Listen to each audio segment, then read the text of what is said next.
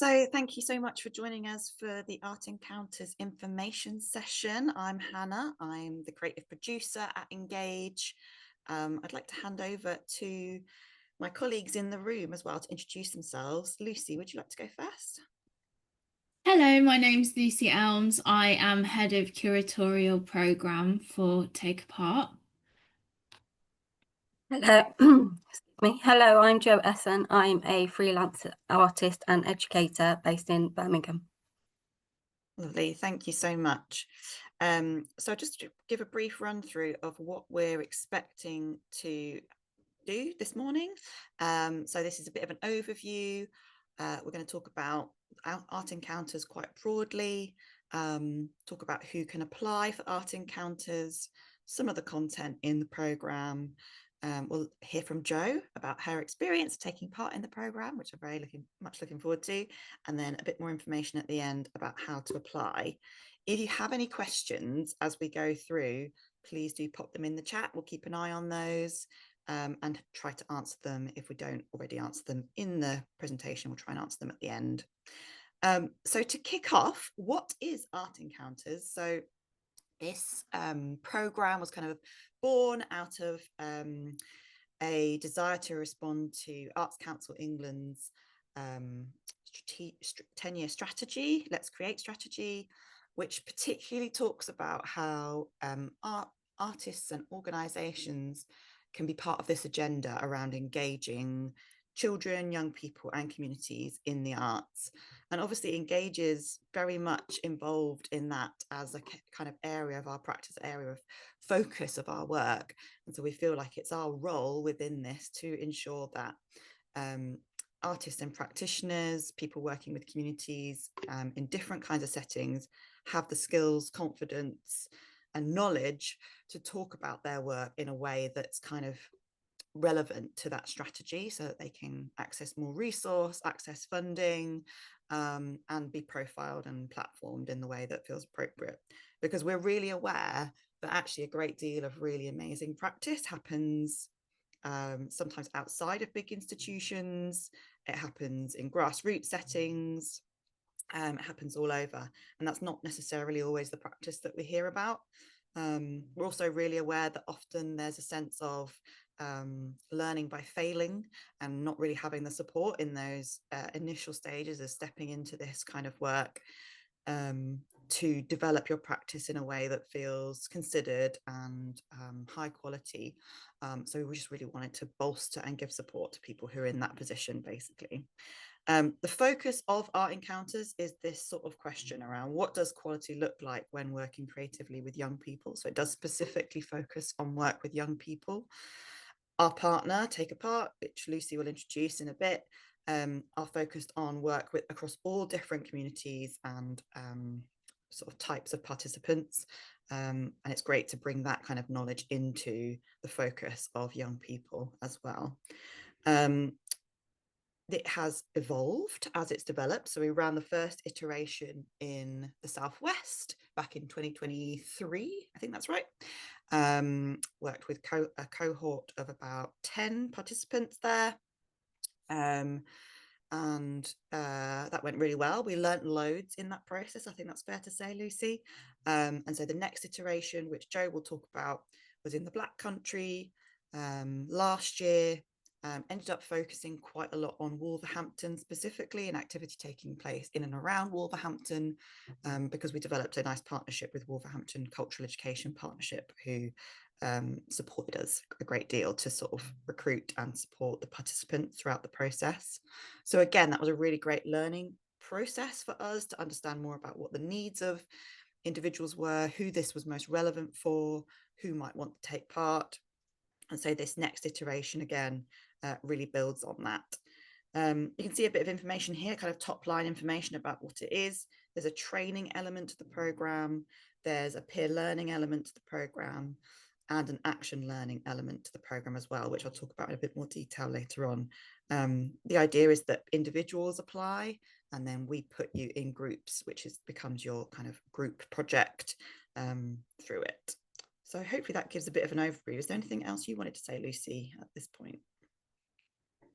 No, I think we'll cover it in my bit in a min. Great, lovely. This photograph is from last year's activities. Just love the hula hoops in the middle there. Says everything. Food is important. So you might also be wondering who's it for, because sometimes we talk quite vaguely about what we mean. We try to list some things you might identify as, or areas of work you might be associated with, but really we're keen to hear from pretty much anyone who's interested in this area of work or already working with children and young people in a creative way, whether that's you're calling yourself an artist, whether you call yourself an art educator, gallery educator, creative education practitioner. You might also maybe not work specifically in the arts, but be using art in your setting or in your work. So, for example, people who work in wellbeing and health settings. You might be early career, you might be coming back to practice after a break, you might be very experienced but feel like actually you've never had that baseline introduction to practice and you just want to have the confidence to be able to kind of go out on your own or do it in a more developed way. Ideally, you'd already be committed to your own professional development, and there is a lot of this program that is quite user-led. You know, it's as good as what you put into it. We sort of let you take what you can from it and run with it, really, and that is very much the approach that we take across quite a lot of our learning programs that engage. You might have a group of children and young people that you want to engage already. For example, if you're already based in a setting. However, that isn't a sort of requirement to apply, and we do work with local partners to ensure that we can source participants who are ready and willing and able to participate in projects as part of this. Ideally, you would already have a DBS check. If you haven't, then it's helpful if you let us know that in your application. It won't rule you out, it just means that we can allow for that budgeting so that we can get a DBS check for you. You do need to be living or working in the specified area, which for this iteration is Stoke-on-Trent and the surrounding areas. So Stoke-on-Trent, the town, and the areas that also now live within the Stoke-on-Trent greater region as well. So what will I learn? It's over to you, Lucy. Great. So Take Apart has been going for, it's coming up to nearly 20 years now, and our work is all about creative frameworks for social change. And I think Hannah has already sort of said a little bit around the types of spaces that you and we might occupy. They might be community spaces, they might be heavily artistic, they might be visual art, they might be, you know, there's all forms of creativity that come into the mix, and all forms of engagement and access to and with communities who might be using creative means. And so, yeah, we're excited and happy for you to kind of join, take a part in exploring all of that from wherever you're coming from. We, as an organization that is looking around the idea of creative civic change, social change, we are really thinking about how different creative methodologies and models can help us to connect and support and enrich the lives of the people that we are developing our sort of workshops and projects for and with. And we use a co-creation model where typically the people that we're sort of collaborating with are equal kind of collaborators in what we're doing. So that's a little bit of background on Take Apart, and how you will find that impacts your learning is that, to begin with, we'll be presenting you with some of our models of practice, some case studies, you know, things that we've encountered along the way that help you to kind of understand where a kind of good starting point is for these things like best practice, understanding how impact and evidence are really crucial when you're thinking about the before the project, the during the project, and the after the project bit, and the methodologies that are going to give you the confidence to reflect and build these practices a bit further, so that you can effectively go sort of deeper into this work and drive it forward, not just project by project, but over many years. And so then alongside your sort of research question and your area of focus, there'll be some really specific training sessions about working with schools and communities. So looking at attainments and measurements that again link to evidence and impact with case studies and take apart models and projects. Then specific focus on building confidence and skills for working with young people and looking at their well-being and how to support their interests in the projects that you're doing. And then really crucially, thinking about your practice and the value of reflection for yourself, for building your practice and for being a lifelong learner, reflector, leader. And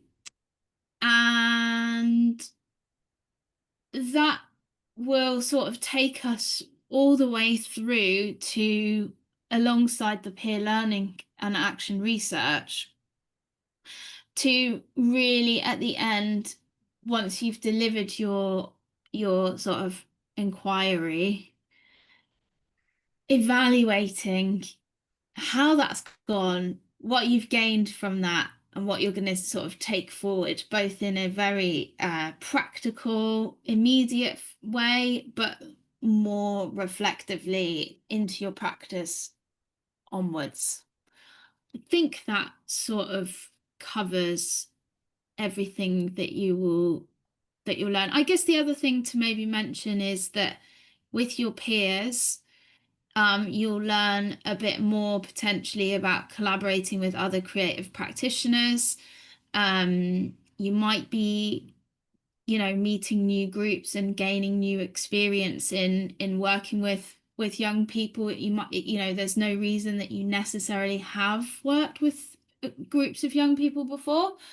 But yeah, so you'll learn how to sort of collaborate and co-design and be adaptive. I would say there's a lot of adaptation that will kind of come through all of that. But yeah, that I think covers everything, I would say. Do you think I'm missing anything fundamental? No, I think that's brilliant. Yeah, it really gives a flavour, I think, of the way it all ties together. And I would say that reflection element feels really important, and certainly comes across to the group coaching that sits alongside that as well. So we do share some group coaching models and support you to kind of try that out with each other, but that is very much about building that reflection and reflective practice into your work. And maybe in a way that is the fundamental principle of Art Encounters, is that you might already be delivering something that is high quality, but how are you reflecting on it, thinking about it? It's that more considered approach, I think, isn't it? Great. Okay, so what is the action learning? We've mentioned this a couple of times. It's also a word that is applied to lots of different types of practice. And I think in the original sort of briefing document back in 2023, we called it action research. And then we realized that really that's like a very academic kind of way of thinking about this process. And it isn't really academic. It's about putting the learning into action. Very, very sort of simple, really. So participants are assigned groups of 2 to 4 to work together collaboratively. So we try and think very carefully about who those groups are and match up interests and or geographic areas that people are particularly interested in, or types of young people that they might be particularly interested in. Jo will tell you a bit more about how that process worked for her in a moment. Then there's an area you work together as a group to decide what your focus or inquiry, as Lucy said, would be, which can be literally anything. It can be really vague, it could be really specific. So the example I've given is that, can young people develop emotional literacy through creative collage? But it might not be as specific as that. It might be, can we get a group of young people to come to this park and do something that opens up their use of the park, or something like that, or that builds their confidence. Really, it's up to you to decide what it is that you want to use as your framework for that piece of learning that you're going to do. In a way, the simpler the better, because it's not a huge amount of time. We're not talking academic long 2-year pieces of inquiry here. It is likely that it might be 1, 2, 3, maybe 4 at max sessions that you'll have with the young people. So the depth of what you can do is perhaps quite limited, but it's more about actually just testing what you've learned through the training program and your reflective process, and having a chance to see what that looks like in reality. You know, if I'm using reflective practice in a workshop, how does that change how I deliver these sessions? Does something feel different? Does something look different in that space? We do support you to connect with local groups to deliver this. You might have a group in mind, as mentioned earlier, but we do have partners in the local area who help us to find groups that are relevant for your project. That sometimes takes a little bit of time, a little bit of figuring out, and that's kind of a little bit in the program where there's a little bit of shifting around and finding out how this is going to work, all part of the process. Once you've decided who the group is that you're going to work with, the group then are asked to write a project plan, a very simple project plan, doesn't need to be necessarily hugely detailed. Really, it's a list of things that you'll need, what you expect to happen, and a budget. And then we provide a budget of up to £1,000 to deliver what it is that you've outlined. You then deliver it, and right at the end, we ask you to write a report using all of that process, all of that learning that's come through the training, to produce something that then says, this is what we learned. And you'll see an example in a moment of what that might look like. I think sometimes when people think of a report, they think of very kind of, you know, black and white text on a page, but actually we've had all sorts of different types of reports. We even had a tarot card report, I think. We've had creative presentations, videos, all sorts. So how that learning is shared back is actually also open to creative interpretation. So I think now it's over to Jo to share a bit about her experience as a participant in the last iteration of the programme. This is Jo here in the lovely yellow t-shirt with the rest of the cohort and Lucy and our director Jane. And this was at Wolverhampton Art Gallery. So I'm just going to stop sharing. Hopefully Jo will now be able to share. Brilliant. Thank you, Hannah. I'm just going to pull up my... There we go. So this is just a selection of pictures from our workshops that we ran. First of all, I just wanted to thank Hannah and Lucy for inviting me along to this session, which is a great idea to introduce what the programme is like. And yeah, this is the report that we put together in our group. But I thought I'd briefly tell you a bit about where I was at the beginning, how it worked out, and where I am with it at the minute, at the present day, just to give you a bit of a flavour and a bit of a journey into the process. So at the start of the programme, I became a freelance artist. I used to work for an institution and then decided to work for myself. So I was in an area where I was looking for opportunity to work with other colleagues in the region. And so someone reached out to me and told me about this program, and it looked right up my street, and I was really interested in the process of learning more about things that we've heard this morning about peer learning and reflection, and I also found the coaching really beneficial in that session, something that I'd not done before, but I did find it really intriguing, and something that I'll probably do again in the future. So yeah, we had these sessions, and what I wanted to put across is that don't feel that it's very time consuming, because for me it worked around other activities and plans that I had for the year. So I didn't feel like it was too much pressure or too much time on me, but it was really well spaced out. And as Hannah mentioned, they go through a process of buddying you up with someone, and that's something that I really found beneficial, because part of my practice is working with people, young children and young people, but also working with adults and artists and other collaborators, and as Lucy mentioned, this co-creation is really what comes across in the Take Apart training. So yeah, she buddied us up together. I worked with another artist called Samila, and we both had something, I guess, thinking about our situation and the things that empowered us. And Lucy talked a lot about in her sessions about assets and what are the assets into your community, especially we were talking about community learning. And for us, Samila and I, the library was a big part of our learning. We found that libraries need more infrastructure, more support currently in this situation we're in at the moment. So we really wanted to engage and reach out to local libraries within the Black Country, and support them and help them with audiences that they're reaching to. Something that, so this on this first slide that I've just quickly flashed to, our project was called This Is Yours, and it did take us a while to come up with the project name.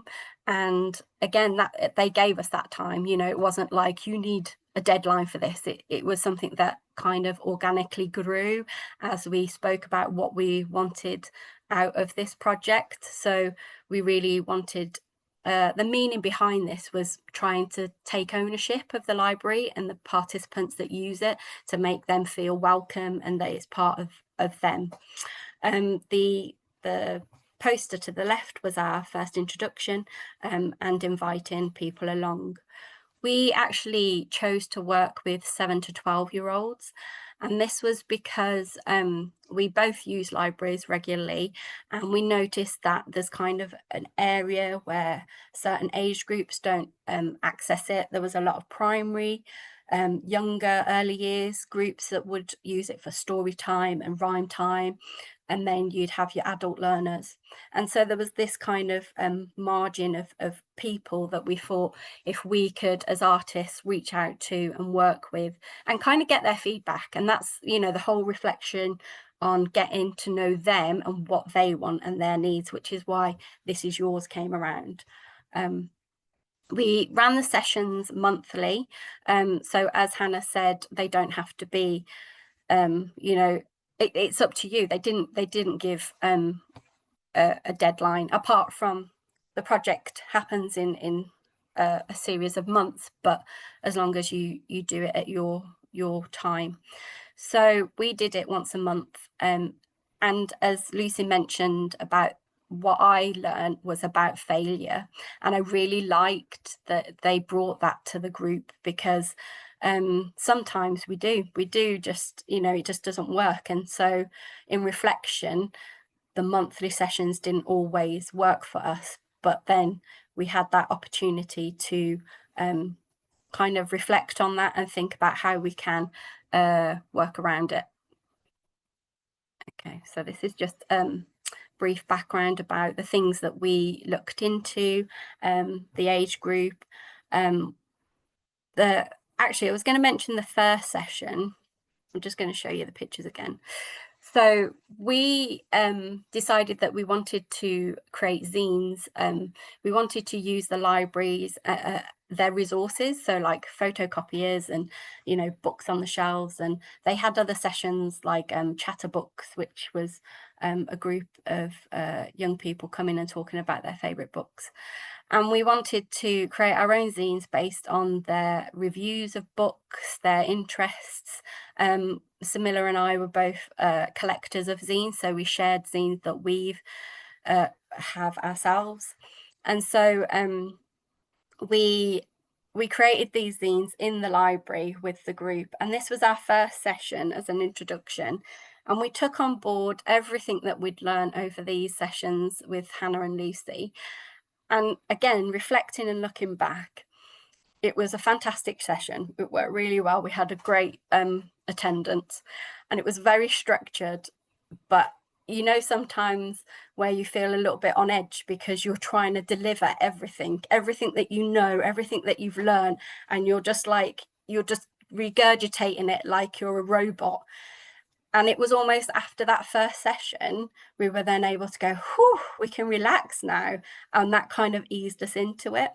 And it was a fantastic session, but it broke the ice. It broke the ice because we were getting to know the people there. We were getting to know who accessed the library. It was very, I guess, intense. And we wanted to do it justice, and we wanted to kind of reach everything that we'd learn, you know, collecting feedback and making sure that they're having fun, and, you know, all these things that we'd learned over the past few months we wanted to include. But it was something that was, after those sessions, I felt more into it. I felt more like we knew what we were doing and where we were at. So prior to the session, we did make a visit it's in Bilston Library, just outside of Wolverhampton, and we just scouted out the area, scouted out what was there, what's available. There's also a craft gallery there, which is quite interesting. We didn't work with the craft gallery, but it's something that is, again, an asset to the library and things that can be used for the future. If I've got any more pictures to show you. Ooh, here we go. We also did a marbling session and a polyprinting session. So the marbling came about with, you know, at the front of books, there's like a marbling page with old books, and then the kind of printmaking illustration element of creating your own characters and adding them to text. So it was kind of taking over the library. This is the children's library section. And it was great, the fact that they allowed us to do messy activities. They didn't seem to mind us using the space in this way. And the library services have been fantastic. They were really accommodating and really open to us using them, and really welcoming. So this has continued beyond Engage, which is why it's been nice to come back and talk about it, because this is kind of where it all began. So yeah, it kind of felt like a bit of a takeover session in the space. You can see like computers and things in the background, and lots of like display boards. Oops, here we go. Sorry about that. And then our final session, we wanted it to be more of a celebration, more of a sharing of the things that we'd done over the past few sessions. So we took over part of the board in the library and hung up the things that we'd created while we were there, so we could share with friends and family. Because again, what I noticed is that people almost like dropped their kids off, like it was like an after school club type thing. But really I wanted to engage the whole family in this, and becoming providers to the library. So beyond Engage, we then seeked out further opportunity, and we've been working with Creative Black Country. And so they were able to fund us to continue these sessions. So we've been going back each month, and tagging along previous sessions. So they'll have a session in the morning with Chatterbooks, and then come and do a craft activity with us in the afternoon. And it's really a part of this that helped us to develop that. And I guess what Engage brought to us was that kind of seed funding, that seed opportunity to let something grow and develop and change over time, and let us think about it and think about how we can work. But it's also been really nice because so we were one group, Samila and I, and then there was another group, and in that other group, an artist called Danielle Turbin. She's also working with us on this project. So we've been able to kind of integrate both groups into this session, and kind of through Engage, I've been able to meet other artists and work with them in other ways. So our next session, we're actually going to focus more on the market town of Bilston, and bring them. We're going to do a walking tour to Bilston Library from the Market Square. So I'm really looking forward to that. I'm quite excited about working with other people on that. Yeah, so yeah, I just wanted to say that it was been really exciting to meet everybody and be involved from the start with this. So thank you, Hannah and Lucy. Thank you so much, Jo. That was really lovely to hear. And we've been avidly watching what happens with your brilliant cohort. I wanted to ask you, if you're going to give advice to someone who is thinking about applying, what advice do you think you would give? Come with an open mind, I would say. You know, you're gonna soak things up, and actually, because I didn't have a specific project in mind, and I really like the fact that I was able to work with Samila and even other people in the group, because we were all together, weren't we, in our sessions, and we can bounce ideas off each other. And Samila and I never rushed into it. We didn't kind of go, right, this is what we're doing and we're doing it now. We kind of allowed ourselves time to reflect on the sessions and then develop. So the sessions were every other week, which actually was a nice rhythm for me. And then the other week, Samila and I would meet up to kind of debrief and talk our project through.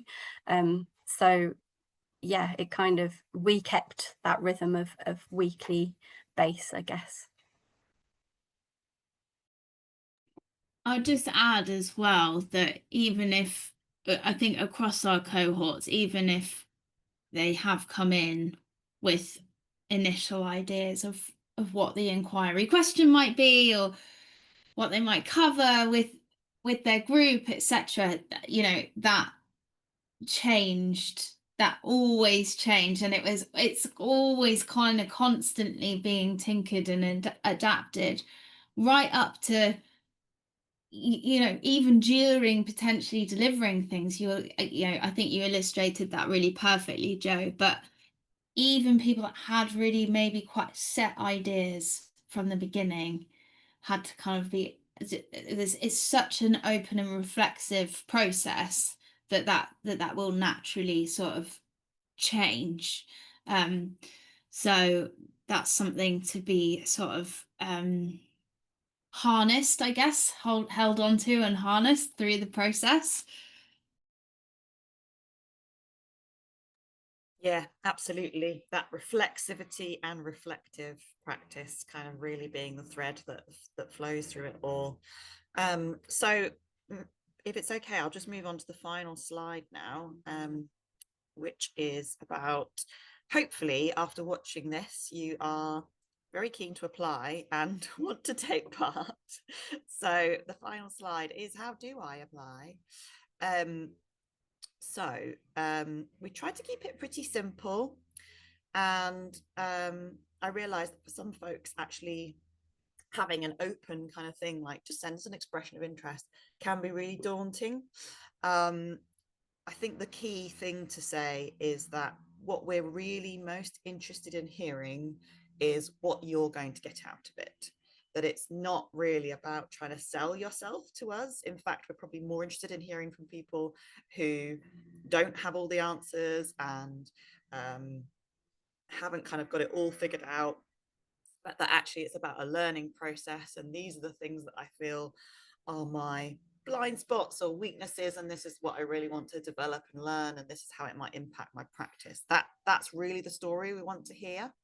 And we, as you mentioned, Jo, we do say that if you've got ideas or plans for the participatory action research element, then we'd love to hear them, but it's quite likely that those things will change and evolve. So if you haven't, don't let that put you off applying as well, because it is something that comes out through the process. If you're not a big writer, we're also really happy to receive applications in film or audio formats. We haven't yet had that, but I think we'd be really keen to have it actually.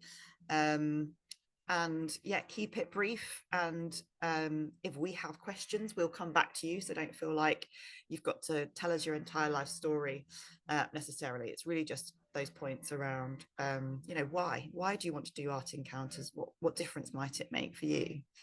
Is there anything else you wanted to add in there, Lucy, about the application process? No. Yeah, just really be yourself and be open to that reflexiveness. I think think like Jo. Be Jo. Everyone be Jo.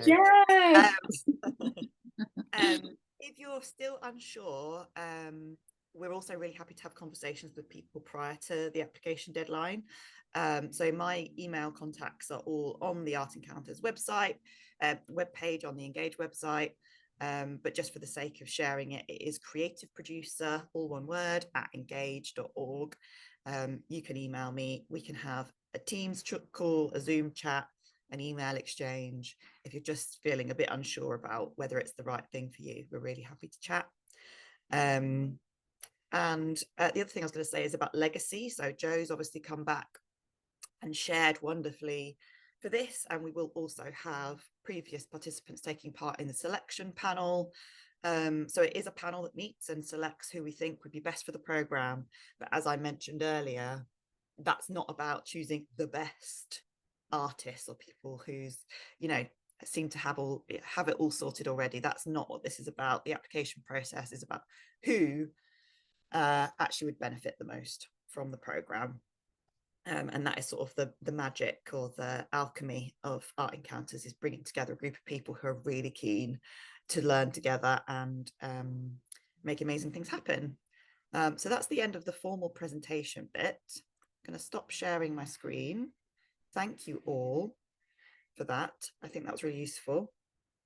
I'm just going to stop recording as well.